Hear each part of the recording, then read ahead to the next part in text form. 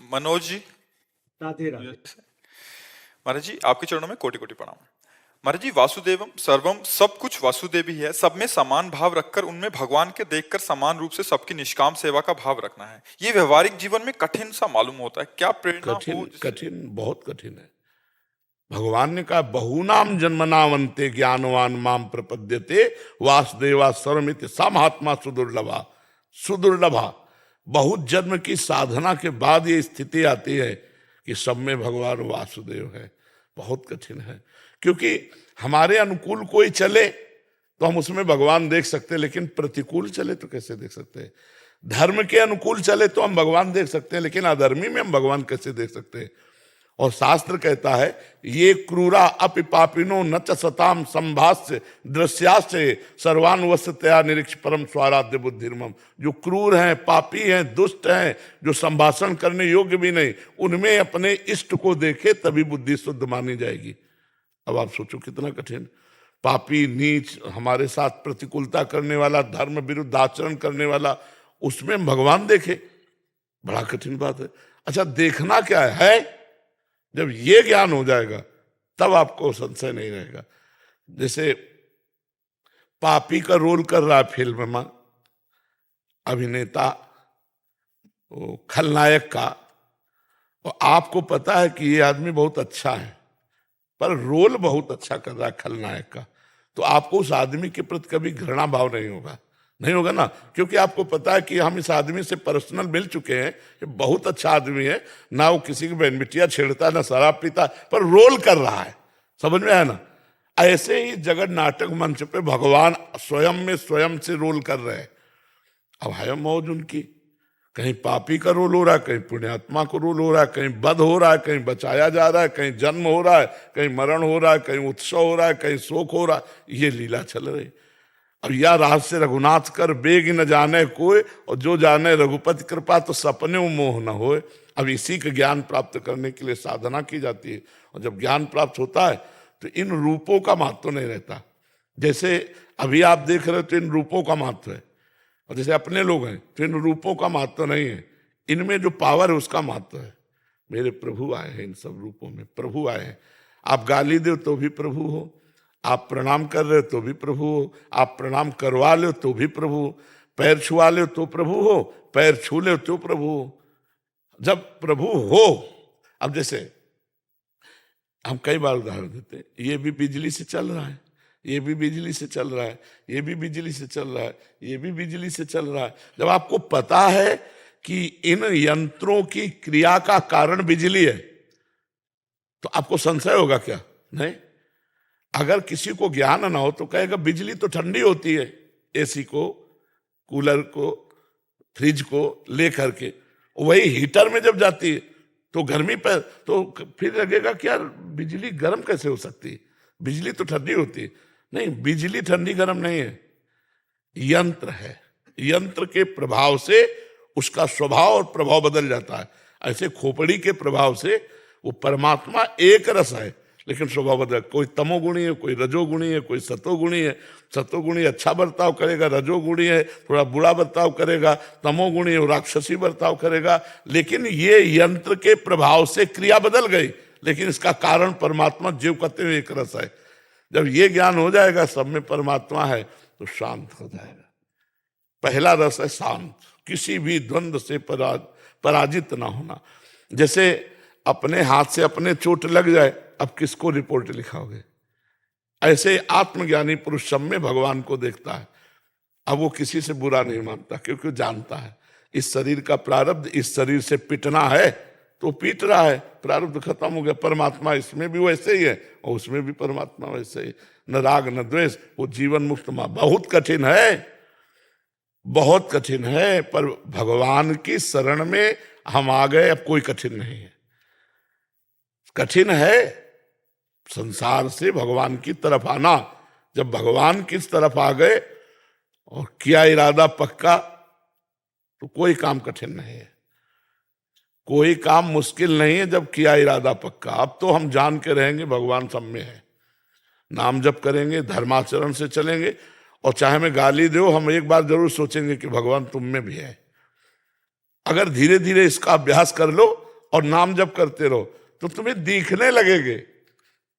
जैसे इसमें हमको पता है बिजली है, सब में एक बिजली है, तो हम इनकी क्रियाओं पर नहीं जाएंगे, हम सीधे जाएंगे कि बिजली से चल रहा है। ऐसे सब परमात्मा से चल रहा है। महाराज जी ऐसे महापुरुष की बाहरी स्थिति कैसे रहती है, बाहरी व्यवहार कैसे बिल्कुल संसारिक जैसी, बिल्कुल संसारिक जैसी, बाहर से कोई एक साधारण जनसाधारण नहीं बिल्कुल जनसाधारण जैसा और मिलेगा, बिल्कुल जनसाधारण, बालकों से बालकों जैसा, माता बहनों से वैसा सरलता से किसान जैसा, ग्रेजुएट से ग्रेजुएट जैसा, बिल्कुल साधारण। तो बाहरी कोई लक्षण महाराज जी कोई लक्षण नहीं। जब तक आप महापुरुष नहीं हो जाओगे तब तक उसे पहचान नहीं सकते। इसलिए मात संगस्त दुर्लभो, और आगे लिखा अगम्यो, आप पहचान ही नहीं सकते। श्री स्वामी परमानंद जी जीवन मुक्त महापुरुष थे। जैसे शाम के दर्शन देने के लिए निकलते थे तो निकले 10-20 लोग ऐसे गांव के, तो बहुरिया तुम्हारे घरे कढ़ी बन सकती है? हाँ स्वामी जी, बहुत दिन हो गए, कढ़ी नहीं, कढ़ी ले आना। अब क्या वहां जो दर्शन करने आए उनके क्या समझ में आएगा? और ब्रह्म प्राप्त महापुरुष, बालवत चेष्टा उनके, जैसे कढ़ी कोई बना के ले आया तो ऐसे बहुत बढ़िया, ले जाओ बच्चा। कभी कभी दिगंबर, शरीर की शुद्ध नहीं, उनके बाहरी लक्षणों से पहचाना नहीं जा सकता कि किस कोटि के महापुरुष है। और महाराज जी महापुरुषों को कैसे पहचाना जा सकता है? ये तो चलो हम लक्षण नहीं पहचान पाए कि वो स्थिति में है, बट उनकी बस केवल इतनी पहचान है कि जिनके देखने से हमें हमारे दोष दिखने लगे और दोषों का त्याग होने लगे, जिनके पास बैठने से हमें भगवदानंद की तरफ खिंचाव होने लगे, जिनके पास बैठने से लगे कि देखा तो अभी है लेकिन लगता है कि मैं इनसे बहुत पहले से मिल रहा हूं, ये अपने हैं, ऐसा, क्योंकि वो आत्मस्वरूप भगवान का स्वरूप हो चुके हैं, वो सबके प्यारे होंगे, सबके लाडले होंगे, और अपने दोषों का त्याग कराने की सामर्थ्य उनके दर्शन संभाषण में होगी। बस बाहरी कुछ ऐसे लक्षण है, नहीं तो बिना महात्मा बने महात्मा को नहीं पहचाना जा सकता। महात्मा मतलब वेश धर के नहीं, आंतरिक स्थिति, महान आत्मा। हमारा वेश से मतलब नहीं है, जब तक महान आत्मा आप नहीं होगे तब तक महान आत्मा को कैसे पहचान पाओगे? क्योंकि वो अंदर की स्थिति होती है।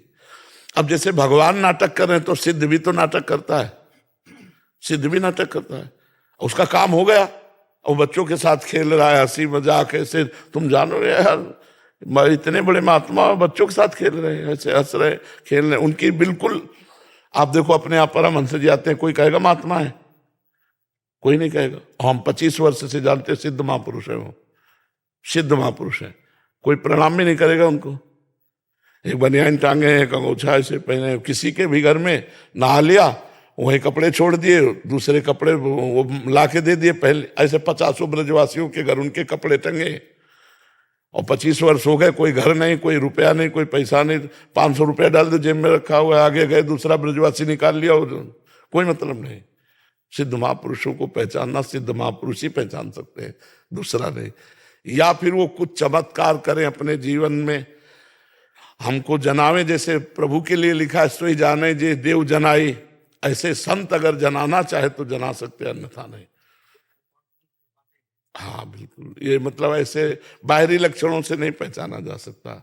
अच्छा मान लो हम बोल रहे हैं तो आपको समझ में आ रहा है, कुछ संत बोलेंगे ही नहीं, मौन है, अब क्या पहचानोगे आप?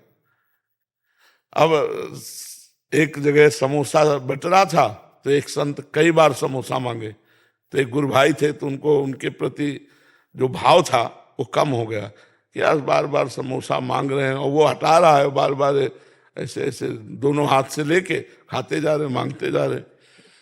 जो ही कुटिया में घुसे सो गुरु जी ने कहा, तुम्हारे शरीर से दुर्गंध आ रही। तो उनका, महाराज जी हो सकता है हम साबुन नहीं लगाते इसलिए। बोले वो दुर्गंध नहीं, अपराध की दुर्गंध है, किसी संत का अपराध करके आ रहे हो। बोले महाराज जी ऐसा तो असंभव है, हम क्यों किसी संत का। अच्छा, तो अभी हम बिहारी जी में देख रहे थे, एक संत के प्रति बड़ी श्रद्धा थी, वो बार बार समोसा मांग रहे थे, तो हमारे मन में आया कि क्या संत है। बोले जाओ 50 रुपया महाराज जी ने दिया कि उनके चरणों में रखो जाके, और समोसा 2 खरीद के उनको दो, और जाके कहो कि आपके प्रति ऐसा अपराध बन गया। बोले जानते हो उनको? वो 4 समोसा पा लियो, 24 घंटे एकांत में भजन कर रहे, तुम क्या जानो? किसी संत की बाहरी क्रिया को देखकर हम नहीं पहचान सकते। अच्छा, इसीलिए पाखंड की भी वृद्धि हो रही, क्योंकि बाहरी वेशभूषा संत की है और आंतरिक स्थिति ना हो।